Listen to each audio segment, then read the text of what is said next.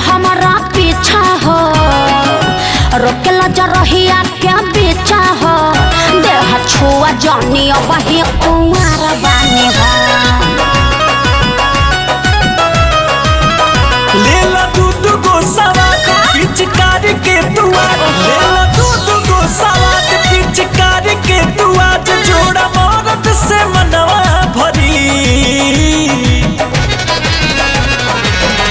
बाटे कम सिनवो मरिया हो सरदी धरी।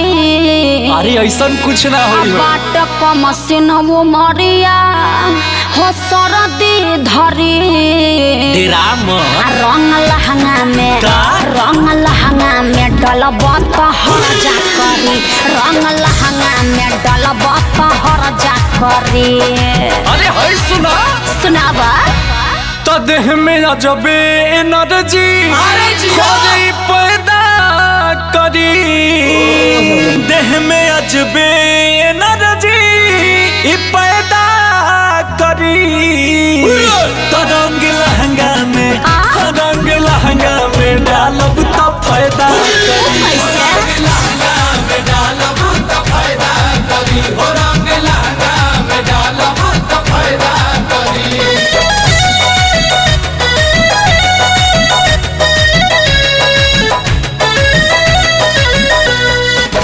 आजुल रंगवा न हम डलबैनी, केहू के संगवा न फगुआ मनैनी। देखो जिद मत करो, हट होने। आखिर केहू तो डलबे नुकारी, रहते समान बोल काहे के हारी। ओहो आव छोड़ा डर लाज मूड बने दाना, आज तू तो लागे लुकाची गली। आ कुछ गड़बड़ हो जाए यही से हम डरी। अरे ऐसा कुछ ना हो। अरे कुछ गड़बड़ हो जाए यही से हम डरी। आ रंग लहंगा में डलबा तो हर जा करी, रंग लहंगा में डलबा तो हर जा करी। तो बात कहे ना मानेलू अरे फूल झरी, तू बात कहे ना मानेलू बोला ये फूल झरी। तो रंग लहंगा में डालब तो फायदा करी, रंग लहंगा में डालब तो फायदा जरूरी नहीं है। रंग लहंगा में डालब तो फायदा करी। अरे हट होने।